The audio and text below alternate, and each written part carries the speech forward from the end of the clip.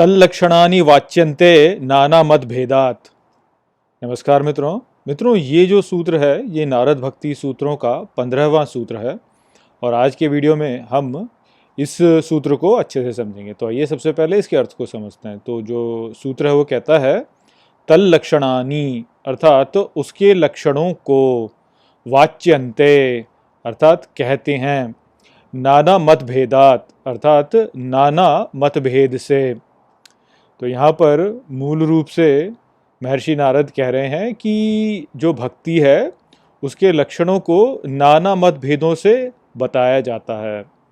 तो अब यहाँ पर जो विषय है उसमें परिवर्तन हो गया है और नारद मुनि अब जो है भक्ति की परिभाषा देना प्रदान करेंगे कि भक्ति वास्तव में किस प्रकार से परिभाषित की जाती है।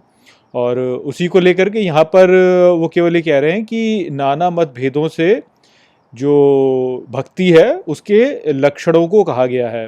तो अब आगे जो है वो बहुत से दूसरे जो ऋषि हैं, बहुत से अन्य जो ऋषि हैं, उनका जो मत रहा है भक्ति के विषय में कि भक्ति ऐसी है या भक्ति वैसी है, उस विषय में बोलना आरंभ करेंगे। अब वो क्या बोलेंगे वो तो अब हम आगे के सूत्रों में समझेंगे। यहाँ पर केवल जो हमें बताया गया है वो यही है कि जो विषय है, इस ग्रंथ का जो विषय है उसमें अब परिवर्तन हो रहा है। तो अब तक तो जो है वह भक्ति का परिचय दे रहे थे और अब वह भक्ति की परिभाषा देना आरंभ करते हैं। तो यहाँ पर बहुत कुछ ऐसा है नहीं जो कि हमारे लिए जानने योग्य है, केवल इतना ही था कि यहाँ पर विषय में अब परिवर्तन हो रहा है। तो यही संदेश इस सूत्र में था। आशा करता हूँ कि मैंने इस सूत्र को आपको अच्छे से समझा दिया होगा। चलिए इसी के साथ इस वीडियो को यहीं पे समाप्त करते हैं। नमस्ते।